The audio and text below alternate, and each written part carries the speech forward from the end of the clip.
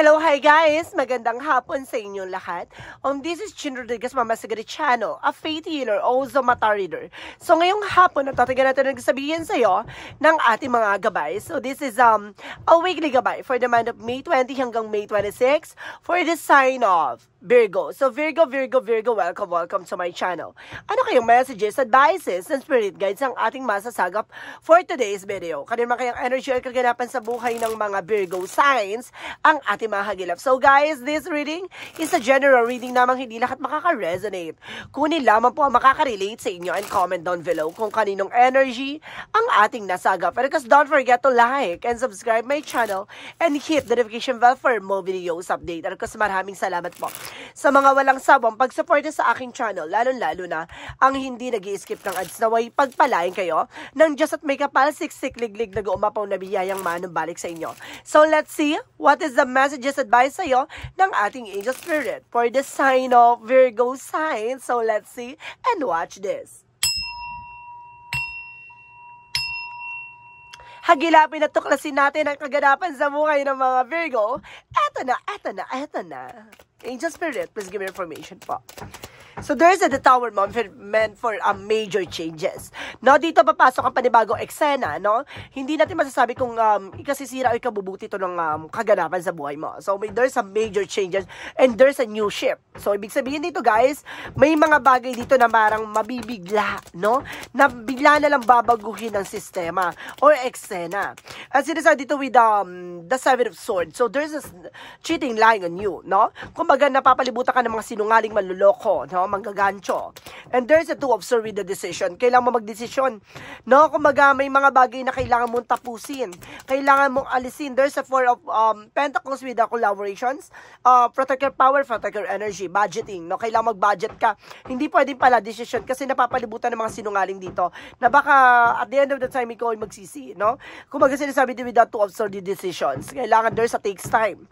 And of course, there's a strength card with the confidence. Kailangan kumbaga, kalma at kailangan alam mo sa sarili mo yung grounds mo. No? Kailangan maging malakas ka. No?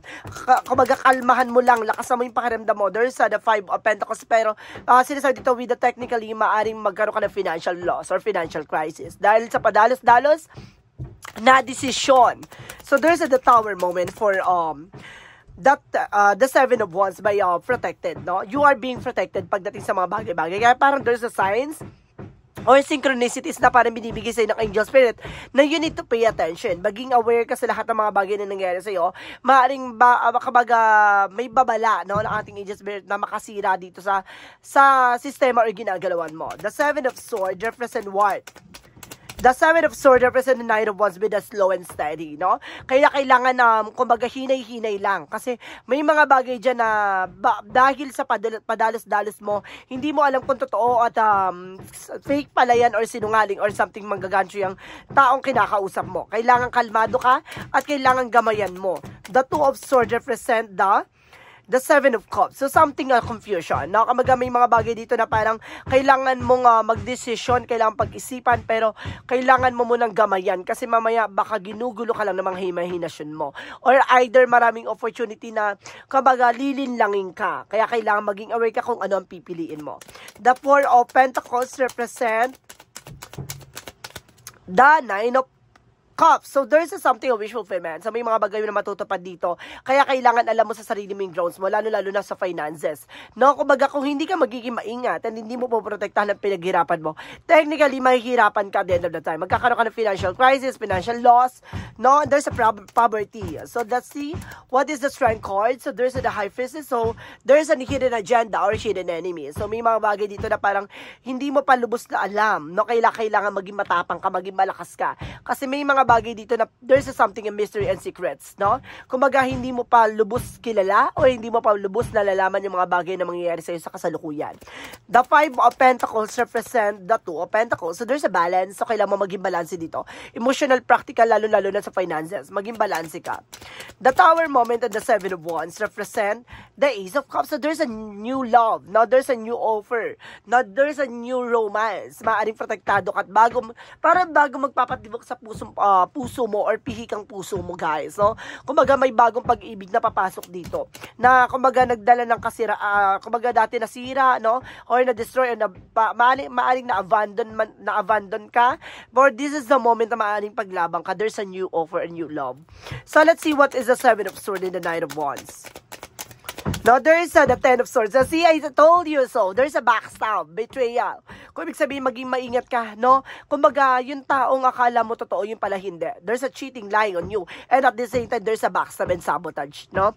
Kumbaga, maaaring sabotahihin ka niyan. There's a 2 of Swords, and represent the 7 of Cups. There's a Magician, manifestation. May mga bagay na matutupad ka dito. There's a something, oh my God, there's a something na parang this are hypnotized daw. Okay, thank you, Angel Spirit. Sa parang guguluhin yung iyong decision. No, parang dadaling ka niya sa ano, kumbaga may something dito parang rituals, no, parang hinipnotize or hypnotizein ka. Mag-ingat kayo guys ha. So let's see what is the 4 of Pentacles because the 9 of Cups, no? There's an Ace of Pentacles, so there's a big money and big opportunity coming in for you. No, may malaking oportunidad na papasok dito. Kailangan alam mo sa sarili mo yung grounds mo or may malaking perang mawawala sa iyo. Maging aware ha. Maaring kumbaga hindi mo akalaing mangyayari to. So let's see what is additional messages for the Strength card because the High Priestess. The Strength card and the High Priestess represent the 10 of Pentacles. So there's a long-term success and long-term investment. May pangmatagalan dito ha. Kumbaga itong bagay na to ay tatagal sa'yo. No, ito yung bago opportunity na magkakaroon ka ng resource of income, financial security. No, there's a something hidden agenda. So may mga bagay dyan na akala mo alam mo na. So eventually makakaranas ka muna ng mga budol or paghihirap, gano'n. Kumbaga bago ka makarating sa rurok ng tagumpay. No, the 5 of Pentacles and because the 2 of Pentacles represent what? Kung ayaw mo pagdaanan yung mga bagay na yan, matuto kang dumistansya at marunong ka makiramdam. The 4 of Swords, the 9 of Swords, represent the anxiety and sleepless night. No, kumbaga makakaranas ka dito parang stress, depression dahil sa kawalan ng pera or dahil sa kagipitan, no? Naiipit ka sa sitwasyon eh. Dahil naloko ka, nabudol ka. So eventually may stress ka. So let's see what is the outcome. Ang pinaka-outcome for you is the Queen of Wands by confidence and independence. Dapat alam mo sa sarili mo yung grounds mo. Dapat alam mo sa sarili mo yung pangahawakan mo. No? At sinasabi dito with the 3 of Cups, so something collaborations and something third party. No? It's either a friend, a relatives. O sinasabi dito na kailangan kung mag-aalam mo sa sarili mo kung paano mo pangahawakan ng mga desisyon. The 6 of Cups is a past person coming back. May babalik din from the past. No, there is a something third party. Ibig sabihin dito, may taong babalik sa nakaraan mo na nag-iwan sa'yo sa nakaraan na maaaring bumalik sa'yo sa kasalukuyan at lokohin ka ulit for the second time around. So, maging aware ha, may pagbalik para linlangin ka ulit. So, let's see what is additional messages for career. For career mo naman guys, so there's an opportunity for the world card. No, may trouble ka, mangangabang ibang bansa ka ulit o makakabalik ka ulit sa ibang bansa. At sinasabi dito, there's a chariot card for an action. There's a tour joining forces na maaring magtulong sa iyo patungo sa tagumpay. No, kumbaga pagdating sa career mo, maaring yayabong at gaganda yan. There's a page of cup with that intuition. Makinig ka sa intuitions mo. No? Maayos naman ang career mo, pero pagdating sa love life, may pagkamarapok ka. See, there's the lovers. No? Pagdating sa love life mo, there's the lovers. No? Kung magkakaroon ka ng love life dito or either may love life ka, there's a something, 10 of cups with the happiness. Magiging masaya at magiging maligaya ka dito at the end of the time. Kung may mga bagay dyan na pinagdaanan pagdating sa relasyon, may mga pinagdaanan dito pagdating sa finances. No? Additional messages about sa health. About sa health mo, there's the 9 of Pentacles, secure. Maging secure ka sa sarili mo. There's an Ace of Wands for a new beginning. No, magkakaroon ka ng bagong simula. Kailangan mo lang umiwas sa mga bagay na bawal, ha? Kailangan mong kumain ng mga masusustansyang pagkain at kailangan mong kumain sa tamang oras, no? Baka magkaroon ka ng something failed pagdating sa sikmura mo. No, baka tumaas yung acid reflux mo or magkaroon ka ng acidities, no? Yun yung kailangan maging aware, mag-ingat. Magical fairy messages represent what? Magical fairy messages represent a business venture, no? Kumbaga, trust and follow through new business ideas and career opportunities. So, magkakaroon ka ng bagong career opportunities dito, trabaho man yan o negosyo. There's an affirmation. Matutupad mo yan at magiging maganda ang resulta dyan. Diba? Kung gusto mo at passion mo yan, gawin mo. No? Kung pinilit at pilit yan, wag mong gawin. Kasi hindi yan makakabuti sa'yo. So, let's see what is additional messages for synchronicities. For synchronicities, guys, let's see what is additional messages. So, there's a faith, no? Susubukin talaga paniniwala at tiwala at pananampalataya mo dito, no? And there's a something, retreat, no? Kailangan mong hanapin ulit yung sarili mo. No? Parang ibabalik ka ulit sa simula dito. And of course, there's a something shaman, no? Magiging maganda takbo ng eksena.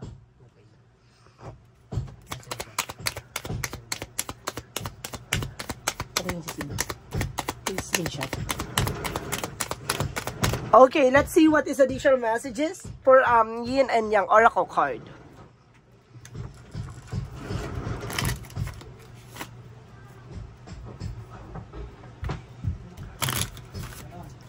So let's see what is additional messages for Yin and Yang Oracle card. For Yin and Yang Oracle card represent.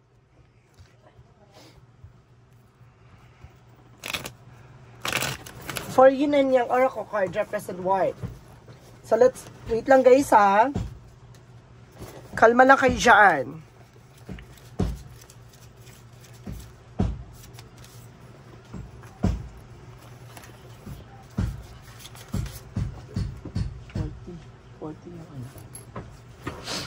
Okay, let's see what is the Yin and Yang Oracle card represent what? So, there is a contract, career, and commitment, no? Kumaga magiging maganda na takbo ng eksena mapagdating sa love life, career, and commitment. Mapagdating sa relasyon, career, at kalusugan, magiging maganda. There's a third party. Umiwas ka lang sa third party. Or lapitin ka ng third party dito, guys. So, there's a divine intervention. Paalala, there's a faith. No, susubukin ka talaga ng tiwala. Kasi mabilis ang tiwala at mabilis ang mahulog ang loob mo eh. No? Kaya nilalapitin ka ng sabotage at traidor. No? Kasi pag nagtiwala ka, tiwala. Yun yung kailangan mong baguhin sa sarili mo. Archangel Michael, messages for you. So, there's you're on the right path. Wow, nasa tamang direction ka. Diba? Hindi ka naliligaw. And there's an explore your options, no? Kailangan i-explore mo yung mga bagay na makakatulong sa'yo or yung other way, no? How to get something, no? Desires into realities. And energy healing works, no? May mga bagay na kailangan mo magpagamot or magpagaling dito. Nasa lahat ng aspeto, love life, career, and finances. So, let's see what is the chakra messages. For the chakra, messages for you, and there's a trickery. No, lapitin ka talaga naman loloko.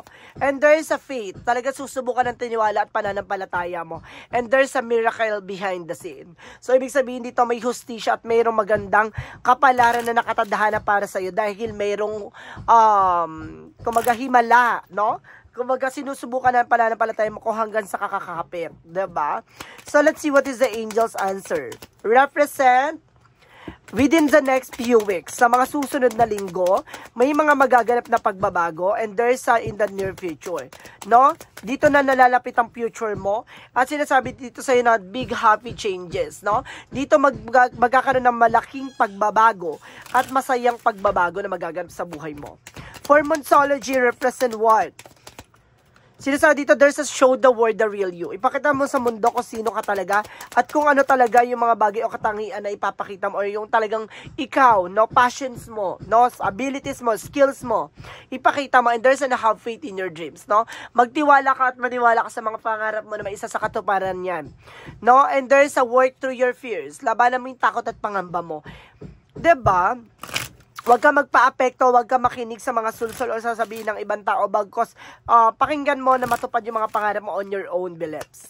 So, let's see what is the romance angels. Engagement. So, talagang magkakaroon ng higher level of commitment dito. And there's a calling in your soulmate. Tinatawag na ang iyong soulmate connections, diba? If you are single or something as separation, no, maaari magkaroon ka na ng love life dito as soon as possible. So, let's see what is the energy. And rest and rejuvenate. So, kailangan mo lang magpahinga, magmuni-muni. No, tumutok muna sa sarili mo and there's a door to the personal healing and happiness. Bukas ang pintuan para sa sarili mong kaligayahan at kagalingan. 'Di ba? There's a door to romance. No, bukas din ang pintuan pagdating sa buhay, pag-ibig.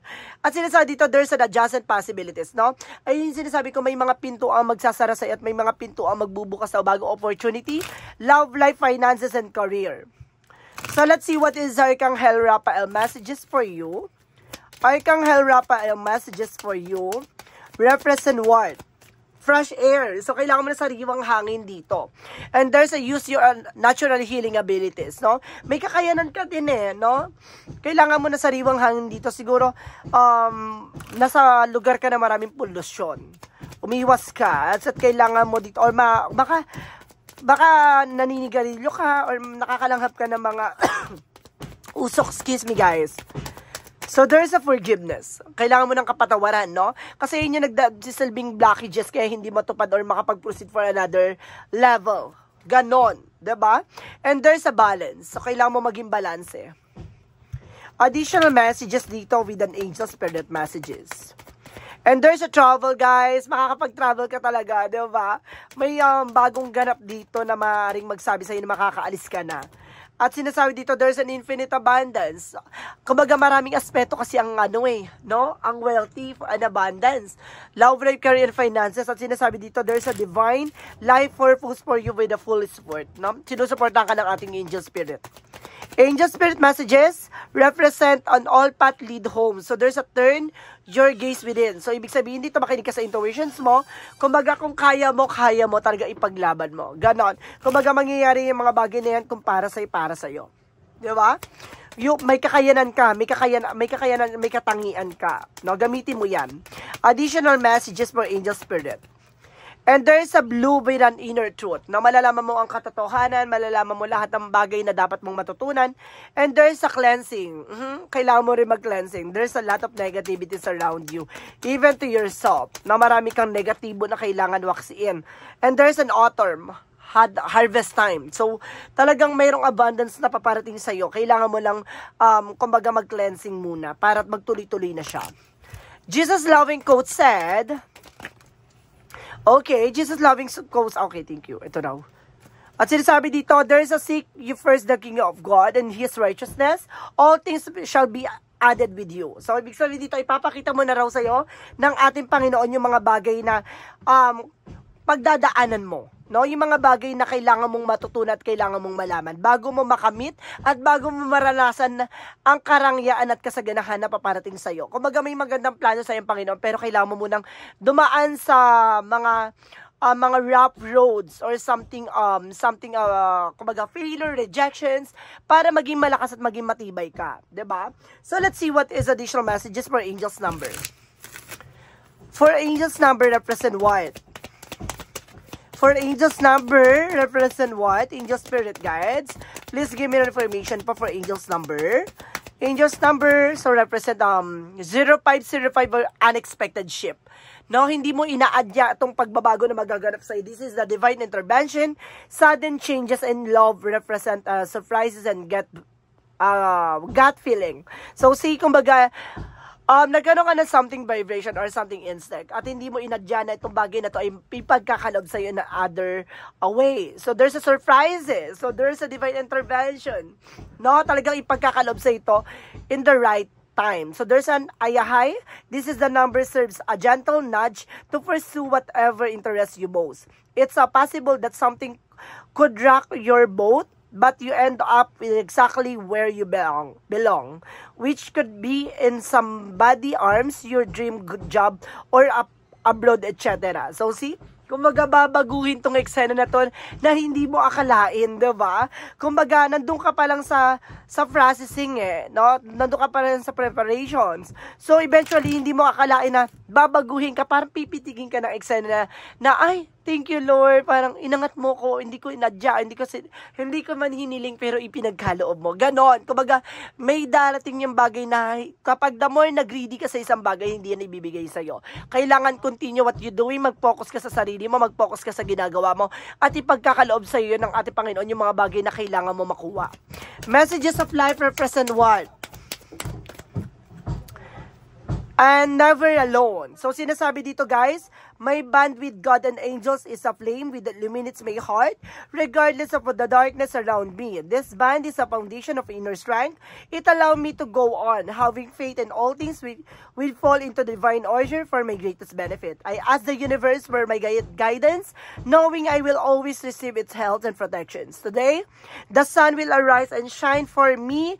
I am never be alone. So, ibig sabihin, hindi ka nag-iisa. Talagang, kumaga, nasa sa likod mo lang ang ating Panginoon. Kailangan mo lang magpatuloy sa sarili mong kakayanan sa inyong kaisipan. Kumaga, ibibigay sa iyong hubog ng eksena at magandang kapalaran. So, guys, this is a weekly gabay for the month of May 20 hanggang May 26 for the sign of Virgo. So, Virgo, maraming salamat for this wonderful reading. So, once again, this reading is a general reading lamang, hindi lahat makaka-resonate.